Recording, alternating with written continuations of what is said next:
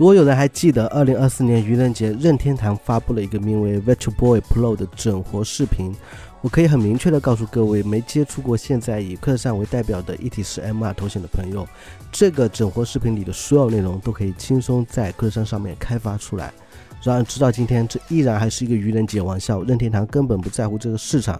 但是现在有一个好消息，任天堂发布了全新的 VR 物理硬件产品。不过坏消息，这个产品仍然只是 VR 配件，而且还是30年前的 Virtual Boy 的复刻版。红黑配色的大号头显可插入 Switch 主机，搭配专属的 3D 游戏。这款曾经被抛弃的产品，在30年后以意想不到的方式回归了游戏界。玩家需要将 Switch 主机插入设备前部的透镜前方，通过目镜即可观看到立体 3D 效果的游戏画面。任天堂这次推出了2个版本的 Virtual Boy 配件，一个是售价$100的塑料支架版本，忠实复刻了原版 Virtual Boy 的外观设计，但移除了原版的屏幕与运算模块。但是你不是要把它戴到头上啊，它的使用方式其实有点像咱们去吃视力的时候，把下巴架在上面撑住，再去看向屏幕。而另一个是售价$25的纸质版，设计理念令人联想到任天堂之前的 Label VR 产品。纸质版呢，需要玩家手持整个设备举到面前使用，肯定是不适合长时间游戏的，肯定还是要想办法把它带起来。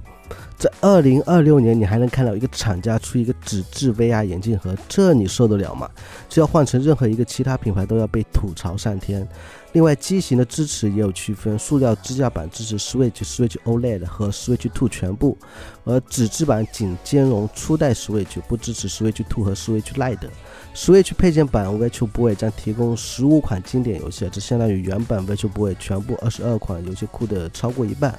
游戏名单包括有马里奥网球、银河弹珠台、红色警报等。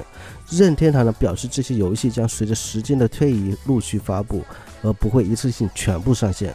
全套配件和首批游戏将于2026年2月17日首发，目前已在任天堂的官方商店开启预售。不过你要想体验这个 Virtual Boy 配件和复古游戏啊，玩家还需要提前订阅 Switch Online 加扩展包服务才有资格购买。简单的说，这的确就是单纯的趁 Virtual Boy 30周年炒一个冷饭，出个模型给资深任天堂粉丝作为纪念收藏用的。那作为原教旨 VR 用户的话，可以不用来凑这个热闹。事实上，如果你有一台克山头显，就可以下载一个名为 Virtual Boy Go 的第三方模拟器，就可以感受一下 Virtual Boy 那复古的 3D 单色红色游戏画面。当然，最后如果你愿意乐观一点的想的话，或许任天堂真的有在背后悄悄研发 Virtual Boy Pro 也说不定。毕竟这不是做不做得到的问题，而是想不想的问题。OK， 那本期的视频就到这里。我们是永远关注最一线 VR 游戏和 XR 技术应用的 Loading VR 交流圈。如果你也是对 XR 相关感兴趣，欢迎加入我们的玩家交流社群。最后别忘了给我点赞、投币、转发3连。那我们下期视频再见。